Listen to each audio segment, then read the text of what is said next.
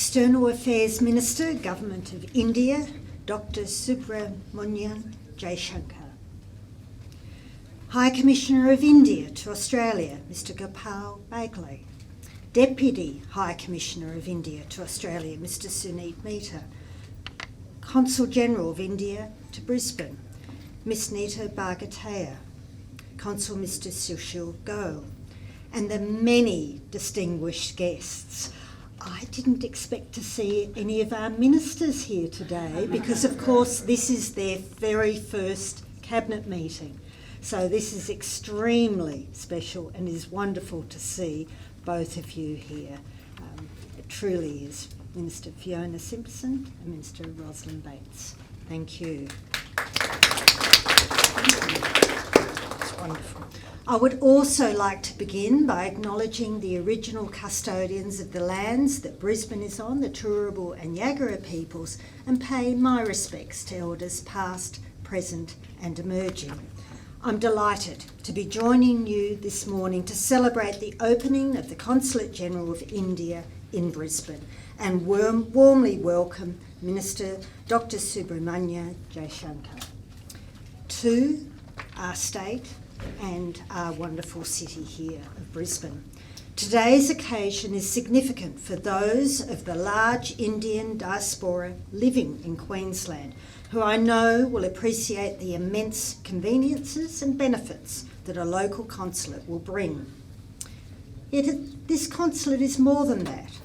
The opening of this consulate is symbolic of the growing and strengthening relationship between India and our state. We currently have more than 90,000 people of Indian ancestry living here, and I'm proud that since 2010, Brisbane, along with our oldest provincial city, Ipswich, and we have the Mayor of Ipswich here with us today, Teresa Harding, have joined as tripartite sister cities with Hyderabad, the first such relationship of its kind, I'm told, in the world.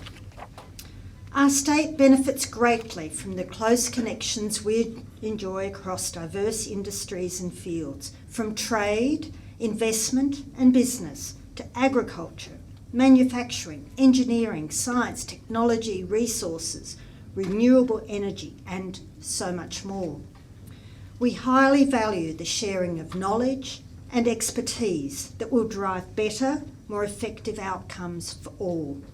Our universities have forged important academic and industry partnerships with India. They've seen incredible advancement and innovation through research across a whole range of areas, while Indian students learning at our institutions contribute significantly to the diversity and vitality of the education and training sector. And undoubtedly, our state is deeply enriched by the cultural influence of the Indian people who call Queensland home. In fact, I was very fortunate to attend the Diwali Festival of Lights celebration in King George Square with its colours, energy and passion. It was an uplifting event that brought delight to so many people. Next month, of course, I get to attend another iconic cultural event, the Test Cricket, bringing together our two countries at the crease in amicable competition, of course. There's no doubt that India has a vital part to play in Queensland's future, and I'm so glad that as the fourth Consulate of India to open in Australia after Melbourne, Sydney and Perth, our state is well placed to further develop this successful friendship. I look forward to having more opportunities to meet with the Consul General of India in Queensland, Miss Nita Bhargateya, while I also take this opportunity to acknowledge the efforts of the former Honorary Consul General in Brisbane, Miss Arakna Singh, who we farewelled from the role in June, but I'm sure will continue to engage with us, who has, over the past decade, worked so hard for the community. So congratulations to everyone involved as we work towards a peaceful and prosperous future. Thank you.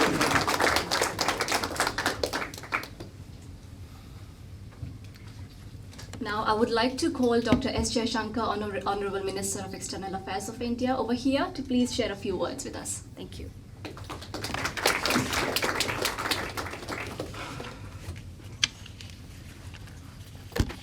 Honorable Governor, Ministers, High Commissioner, Consul General, Mayor, friends, colleagues, ladies, gentlemen.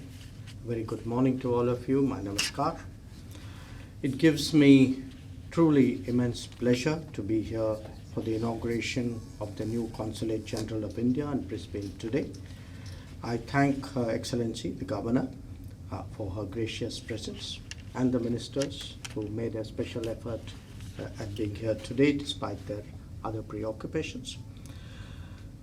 Today is a landmark moment and certainly a milestone in our increasingly strong bilateral relationship.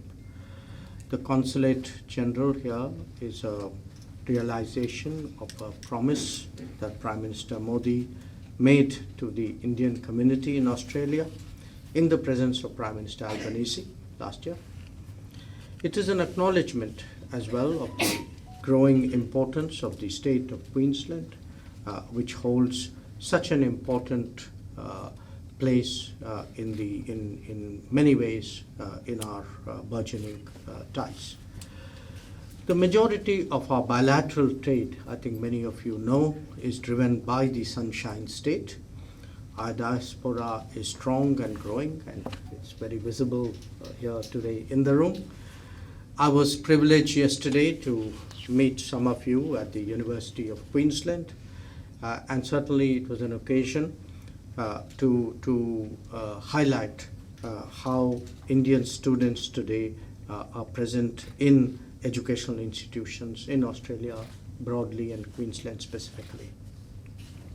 Now, I'm very sure that the Consul General and her team will serve the growing diaspora and students well. They will promote ties in economy, in education and research.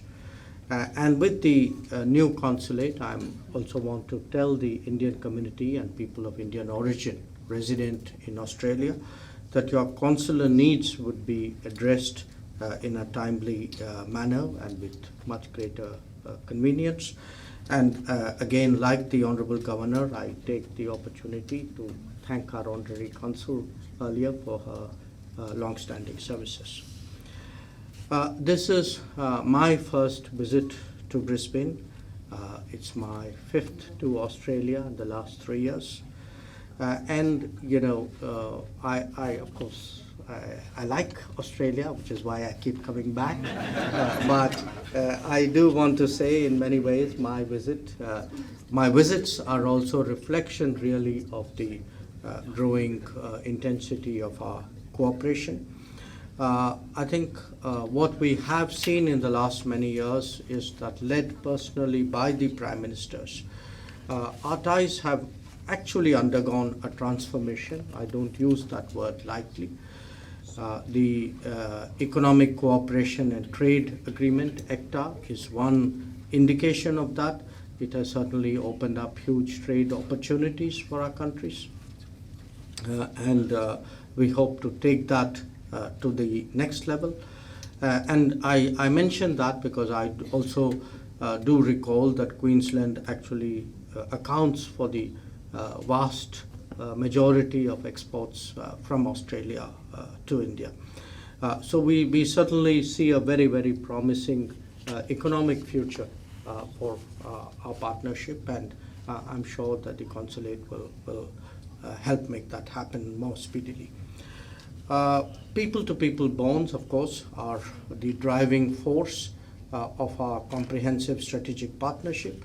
We have today in Australia a diaspora which is coming close, I think, to 1 million people, and certainly making its contribution to the vibrant and multicultural society here.